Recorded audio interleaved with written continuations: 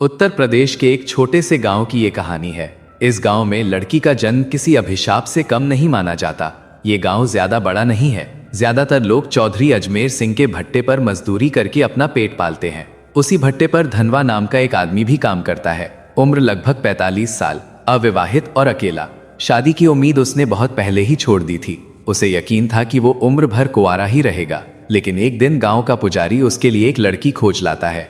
उस लड़की का नाम है भवरी। उम्र करीब 20-22 होगी। गांव में लोग कहते हैं कि वो बड़ी मनहूस है।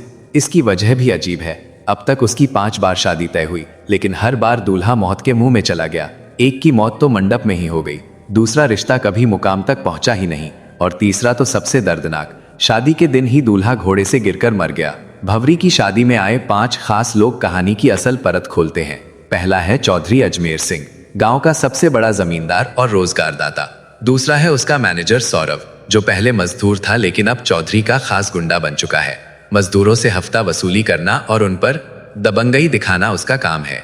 तीसरा है गांव का पंडित, धर्म के नाम पर ढोंग करना, पैसों के लिए तंत्र मंत्र रचाना और औरतों की इज्जत लूटना, यही उसका असली चरित्र है। चौथा है गांव का दुकानदार, जो उधार तो देता है लेकिन बदले में औरतों के जिस्म पर बुरी नजर डालता है। और 5वां सबसे खतरनाक, गांव का डॉक्टर, जिसे लोग भगवान का रूप मानते हैं, लेकिन असल में वो इंसानियत का सबसे बड़ा गुनहगार है। भवरी की शादी में चौधरी के 2 छोटे भाई दया और गोपाल भी मौजूद हैं। दोनों ही अपने बड़े भाई पर गुस्सा निकाल रहे हैं कि उसने धनवा की शादी इतनी जवान और खूबसूरत लड़की से कैसे होने दी। ये दोनों गांव के छटे हुए बदमाश हैं। गांव में शायद ही कोई ऐसी लड़की बची हो जिस पर उनकी गंदी नजर ना पड़ी हो। शादी वाले दिन जब पूरा गांव दावत में मस्त था, उसी रात चौधरी के दोनों भाई ने वो किया जिसकी किसी ने कल्पना भी नहीं की थी। वो गांव की एक मानसिक रूप से विक्षिप्त लड़की बसंती को बहला फुसलाकर जंगल में ले गए और दरिंदगी की सारी हदें पार कर दी। उसके बाद इस डर से कि कहीं वो किसी को सच ना बता दे, उसे बेरहमी से मार डाला और लाश नदी में फेंक दी। उन्हें लगा कि ये मामला भी वैसे ही दब जाएगा जैसे पहले दबते आए हैं, लेकिन इस बार बात केवल कुकर्म तक सीमित नहीं थी, ये हत्या भी थी। गांव के लोग सन्न थे और पुलिस इंस्पेक्टर की चौधरी से पुरानी दुश्मनी भी सब जानते थे। अगले ही दिन जब चौधरी अपने भाइयों को पश्चाताप कराने मंदिर ले गया, तभी इंस्पेक्टर ने वहां धावा बोल दिया। पूरे गांव के सामने उसने चौधरी के भाइयों को पकड़ लिया, और जब चौधरी बीच बचाव करने आया तो इंस्पेक्टर ने गुस्से में उसके गाल पर ऐसा थप्पड़ चढ़ा कि पूरा मंदिर गूंज उठा। इंस्पेक्टर ने गरजते हुए कहा, औकात है तो करा लेना अपने भाइयों की जमानत, लेकिन इस बार कानून की पकड़ से कोई नहीं बचेगा। भले ही उसके पास सीधे सबूत ना थे, मगर उसे यकीन था कि डीएनए टेस्ट सच को उजागर कर देगा। थाने पहुंचने पर दोनों भाइयों की ऐसी खातिरदारी की गई कि आखिरकार उन्होंने सब कुछ कबूल कर लिया। चौधरी ने शहर के वकील से सलाह ली, लेकिन वकील ने साफ कह दिया कि मामला बहुत पेचीदा है, जमानत मुश्किल ही नहीं नामुमकिन है। हाँ, सेटिंग की जाए तो रास्ता निकाला जा सकता है, लेकिन इसके लिए मोटी रकम चाहिए। चौधरी के पास उस वक्त पैसे नहीं थे।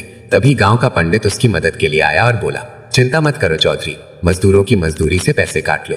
300 मजदूर है, हर किसी की आधी मजदूरी रोक लो, देखते देखते रकम पूरी हो जाएगी। और हुआ भी वही, मजदूरों की आधी मजदूरी काट ली गई।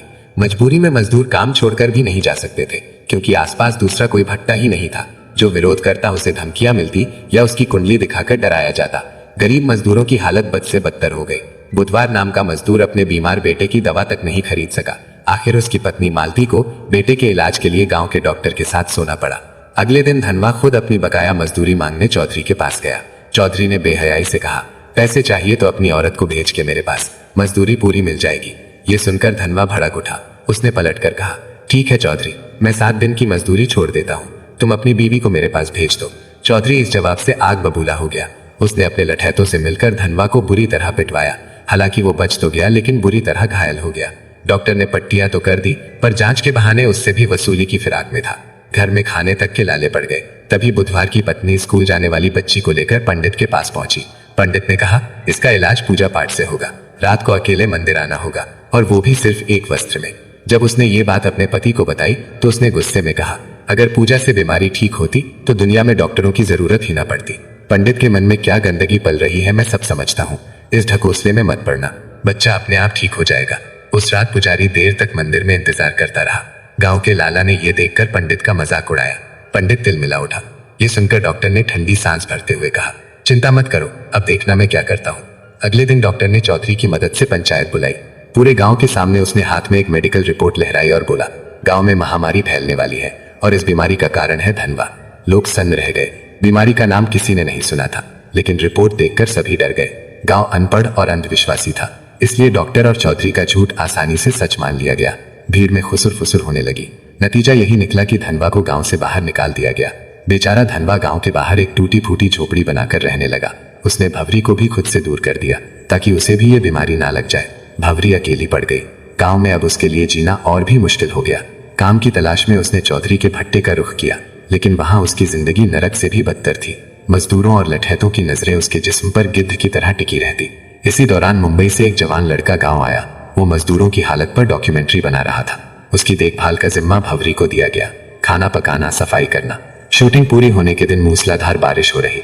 लड़के को छोड़ने जाते वक्त रास्ते में दोनों भीग गए और अंधेरे में एक दूसरे से लिपट गए। भवरी को लगा कि ये पल किसी ने नहीं देखा, लेकिन सोरेन के आदमी ने उन्हें गले हाथों देख लिया। अगले ही दिन ये खबर आग की तरह गांव में फैल गई। पांचों बड़े रसूखदार बौखला गए।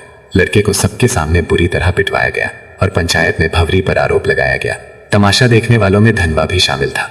वो भवरी पर टूट पड़ा और बोला, तूने मुझे धोखा दिया है, अब हमारा कोई रिश्ता नहीं। अब भवरी पूरी तरह अकेली हो गई, ना पति का सहारा ना गांव का। दिन रात अपमान झेलने के बाद उसने वही रास्ता चुना जो गांव उसके सामने धकेल रहा था।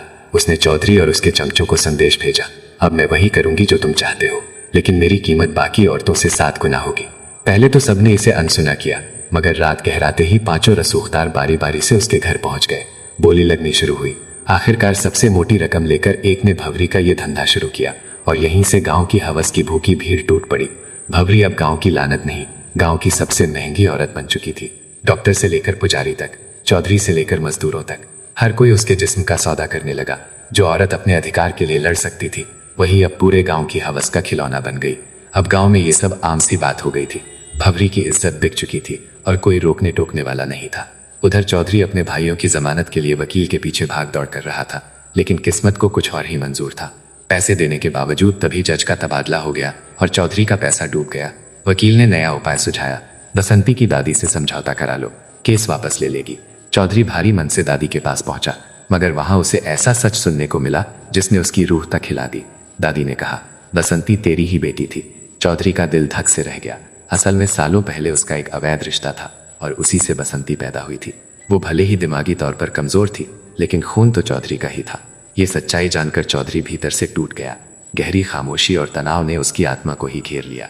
वो किसी से बात नहीं करता, हर वक्त गुमसुम बैठा रहता और आखिरकार मानसिक दबाव से उसकी मौत हो गई। किसी को समझ ही नहीं आया कि चौधरी जैसे ताकतवर आदमी का अंत ऐसे कैसे हो गया।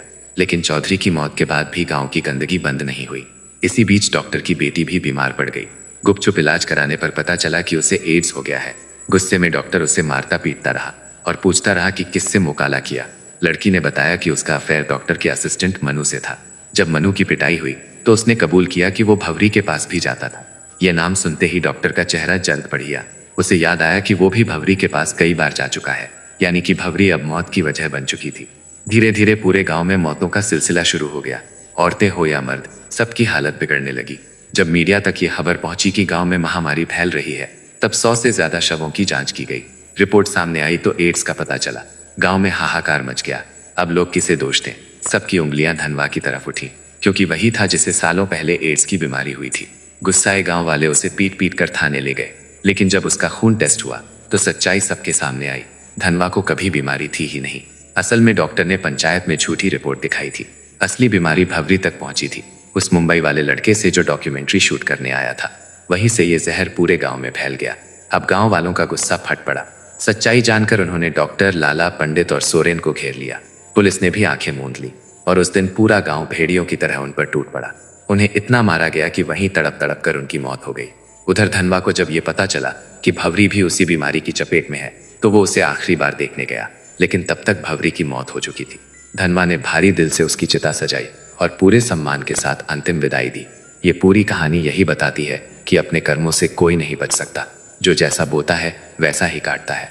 कहानी अच्छी लगी तो प्लीज़ लाइक कर देना और सब्सक्राइब करना तो भूलिएगा मत। मिलते हैं फिर आपसे न्यू स्टोरी के साथ। जब तक के लिए बाय बाय।